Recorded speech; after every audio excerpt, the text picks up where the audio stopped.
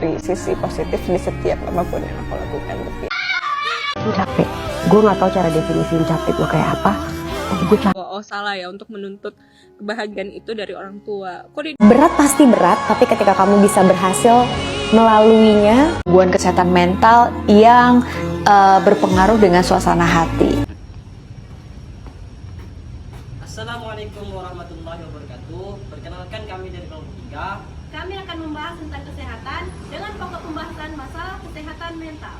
Yang beranggotakan saya sendiri Disa Rasyaba Putri dengan NIM B1B121072. Saya Diana Malevi dengan NIM B1B121001.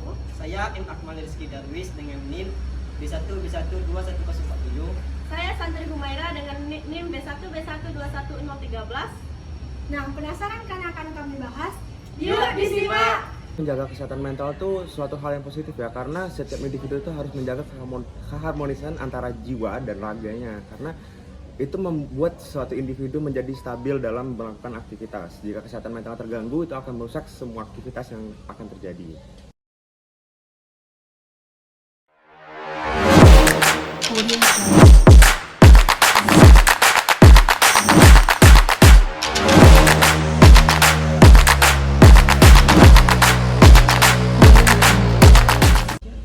Saya Muhammad Ahmad Farid dari Fakultas Kedokteran dan Ilmu Kesehatan. Sebelumnya, perkenalkan nama saya Muhammad Natif dari Fakultas Biologi, Fakultas Biologi, Fakultas Kedokteran dan Ilmu Kesehatan. Perkenalkan, nama saya Raden Aziz Sumiwijaya, bisa dipanggil Azi, dari program studi Ekonomi Pembangunan, Fakultas Ekonomi dan Bisnis Universitas.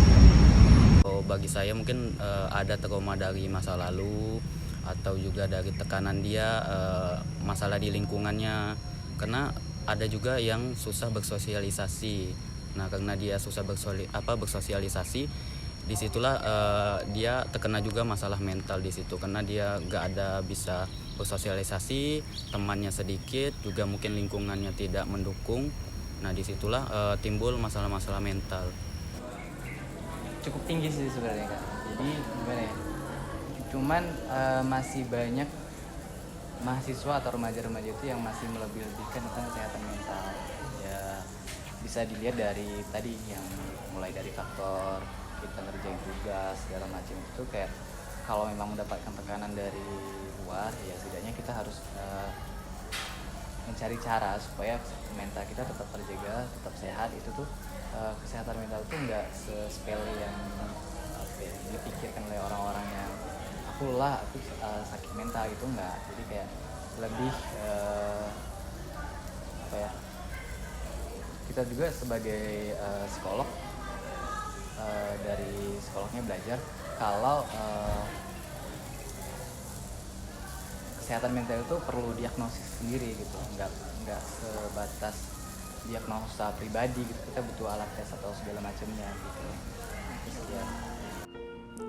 Survei Kesehatan Mental Nasional pertama yang mengukur angka kejadian gangguan mental pada remaja 10-17 tahun di Indonesia menunjukkan bahwa 1 dari 3 remaja Indonesia memiliki masalah kesehatan mental, sementara 1 dari 20 remaja Indonesia memiliki gangguan mental dalam 12 bulan terakhir.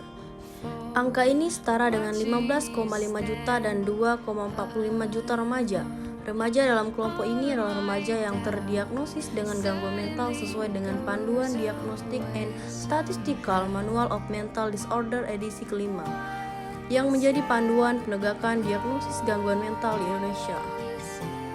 Meskipun pemerintah sudah meningkatkan akses ke berbagai fasilitas kesehatan, hanya sedikit remaja yang mencari bantuan profesional untuk masalah kesehatan mental mereka. Padahal, hampir 20% dari total penduduk Indonesia berada dalam rentan usia 10-19 tahun, sehingga populasi remaja dapat dikatakan memiliki peran penting bagi perkembangan Indonesia, terutama untuk meraih bonus demografi dan merealisasikan visi Indonesia Emas 2024. Hanya 2,6% dari remaja yang memiliki masalah kesehatan mental menggunakan fasilitas kesehatan mental atau konseling untuk membantu mereka mengatasi masalah emosi dan perilaku mereka dalam 12 bulan terakhir. Angka tersebut masih sangat kecil dibandingkan jumlah remaja yang sebenarnya membutuhkan bantuan dalam mengatasi permasalahan mental mereka. Buat remaja yang sering self-diagnose buat penyakit mentalnya sendiri, menurut saya sih dikurang-kurangin ya, karena bukan dikurang-kurangin, tapi lebih berhati-hati dan lebih waspada. Bahkan harus mengkoreksi diri sendiri. Kalau misalnya anda para remaja mengalami self diagnose, atau mungkin kayak gini nih, contohnya aku kayaknya ada penyakit nih, lebih baik kalian datang ke orang yang tepat gitu, dibanding kalian mendiagnosis diri sendiri, karena itu akan berkelanjutan terus menerus. Nah, macam mana kawan-kawan? Menarik tak apa yang kami sampaikan tadi? Maka dari itu kawan-kawan jaga kesehatan mentalnya yo.